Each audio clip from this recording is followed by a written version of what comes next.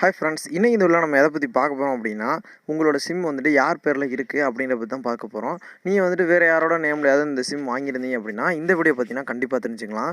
அதுக்கு முன்னாடி நம்ம சேனலை நீங்கள் இன்னும் சப்ஸ்கிரைப் பண்ணல அப்படின்னா சப்ஸ்கிரைப் பண்ணிக்கோங்க. கூடவே அந்த பெல் ஐக்கானை ப்ரெஸ் பண்ணி ஆளில் போட்டுங்க. அப்போ தான் நான் போடுற ஒவ்வொரு வீடியோவும் உங்களுக்கு நோட்டிஃபிகேஷனாக வரும். ஓகே, வாங்க வீடியோக்குள்ளே போகலாம்.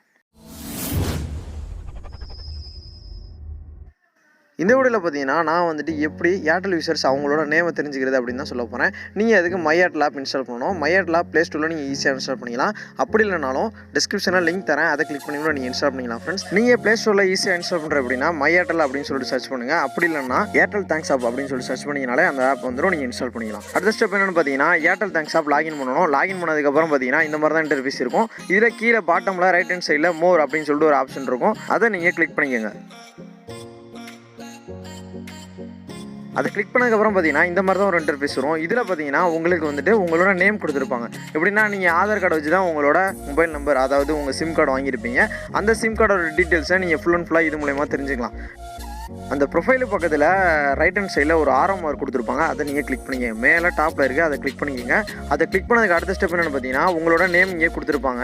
அதுக்கடுத்து பார்த்தீங்கன்னா உங்களோட ஜெண்டர், உங்களோட date of birth, email ID, permanent address எல்லாமே இது மூலமா தெரிஞ்சுக்கலாம். நீங்கள் வந்துட்டு இதை எடிட் பண்ணணும் அப்படின்னா மேலே எடிட்டிங்கிற ஆப்ஷன் இருக்கும், அதை நீங்கள் கிளிக் பண்ணிக்கோங்க. அதை கிளிக் பண்ணிட்டு உங்களோட நேம் மாற்றுறதுனாலும் சரி, உங்களோட டேட் ஆஃப் பர்த் மாற்றுறதா இருந்தாலும் சரி, இது ரெண்டையுமே நீங்கள் ஈஸியாக மாற்றிக்கலாம். ஜெண்டர் இதெல்லாம் மாற்றிக்கலாம், ஆனால் அட்ரஸை மட்டும் மாற்ற முடியாது. இப்போ பார்த்தீங்கன்னா நீங்கள் டேட் ஆஃப் பர்த் எது வேணாலும் மாற்றிக்கலாம். மாற்றிட்டு மேலே சேவ்ங்கிற ஆப்ஷன் இருக்குது, அதை நீங்கள் கிளிக் பண்ணி சேவ் பண்ணிக்கலாம் உங்கள் டீட்டெயில்ஸை. அவ்வளோதான் ஃப்ரெண்ட்ஸ். இந்த மெத்தட் பார்த்தீங்கன்னா ஏர்டெலுக்கு மட்டும்தான் பொருந்தும் அப்படின்லாம் கிடையாது.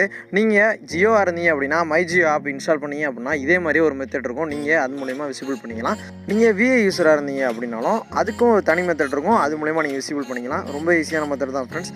இந்த வீடியோ உங்களுக்கு ரொம்ப யூஸ்ஃபுல்லாக இருக்கும்னு நினைக்கிறேன். நீங்கள் நிறைய பேர் இன்ன வரைக்குமே பார்த்தீங்கன்னா உங்களோட நேம் வந்துட்டு செக் பண்ணியிருக்க மாட்டீங்க.